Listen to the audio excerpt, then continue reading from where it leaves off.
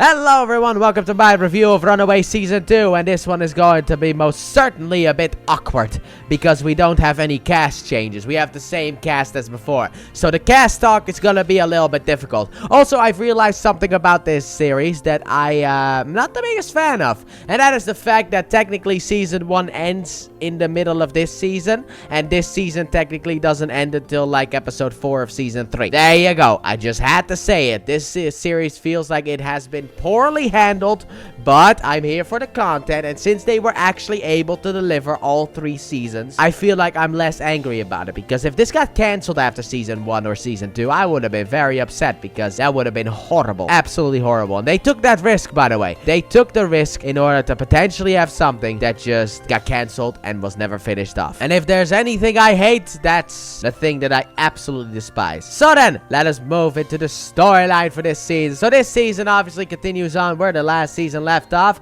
with the kids actually running away and still having to deal with the whole Jonah situation, sadly enough, and also their parents, but now they are on their own, and I really enjoyed it. Actually, the early parts of this season I actually very much enjoyed, because of the fact that it was about them trying to survive in the wild, even though technically that is not entirely true, because if I'm being honest with you guys, they're not actually really surviving in the wild because of the fact that they have money, even though there is a bit of hijinks with that. But like, they have more money than you could ever hope for being on the road. But that's basically it. They're on the run, they find a new hideout, and now from that hideout they have to actually defeat their parents. That is the storyline. So I guess it's back to the cast then, shall we? However, the cast has remained the same, and let's get into it, shall we? So starting off, we have Renzi Felice back as Alex Wilder, the leader of the squad. We have Lyrica O'Connell as Nico, the magician of the squad, or the witch, as you could also say. We have Virginia Gardner as Carolina Dean, who actually I can actually talk a little bit more about because of the fact that she was revealed to be an alien, 50% alien that is, which is why her skin doesn't get all flaky just like Jonah's. But yeah, she's also the daughter of Jonah. But anyway, she's got light powers. We have Ariel Burrer as Gert Yorks, once again my least favorite character of this squad, because she is everything I hate about the lefties. And also she comes with the dinosaur called Old Lace, who I actually really like that they did prosthetics instead of like CGI. They actually had like a real thing on set that they made for the show, kind of like Jurassic Park, and they did not use CGI. So props on that one, because it actually works a lot better because they can actually touch it. Then we have Greg Sulkin as Chase Stein, the one with the fistigons. And finally, for the Runaways, we have Allegra Acosta as Molly Hernandez, the powerhouse, I guess, of the team. Well, at least the strength one. The power character in video game terms, as you could say. And then for Pride, we have, once again, Angel Parker back as Catherine Wilder. We have Ryan Sands as Jeffrey Wilder, the parents of Alex, obviously. We have Annie Wershing. I am pronounced it horribly. So Annie back as Leslie Dean, and Kip Pardue as Frank Dean. The, well, 50% of them are parents of Carolina, because the other one,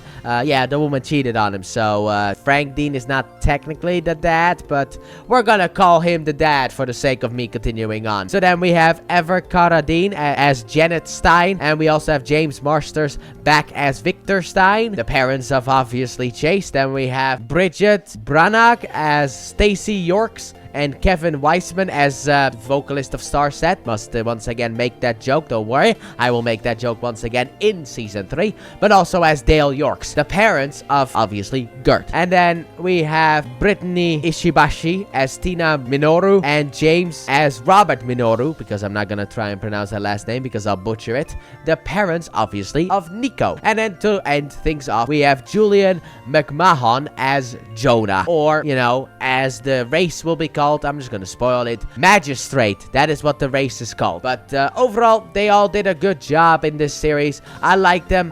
Some of them more than others, obviously. I did feel like when we just have voiceover from Molly's actress, she kind of drops the ball a little bit. She doesn't really have a good acting voice. Like, she gives it her all, but her acting voice sometimes feels a bit bored in that sense. Like, one note. That is my issue. But outside of that, you know, I very much like all of these actors actors in their roles. Just sometimes I just don't like the characters, like, you know, Gert. But overall, they do a good job. However, the downside is the fact that is actually what I've already talked about. Also, this is the longest season of Runaways, and that is because of the fact that it needs to finish season 1 and also do most of season 2. So that's why it has more episodes. Did we need all these episodes? No, technically not, but also kind of no. Actually, we didn't at all. If season 1 actually ended with what happens in episode 7 of Runaways, that would have been way better, and then we could have potentially have like a 10 episode second season dealing with the storyline that happens in the second half of season 2. And then season 3 could have potentially just focused on, well,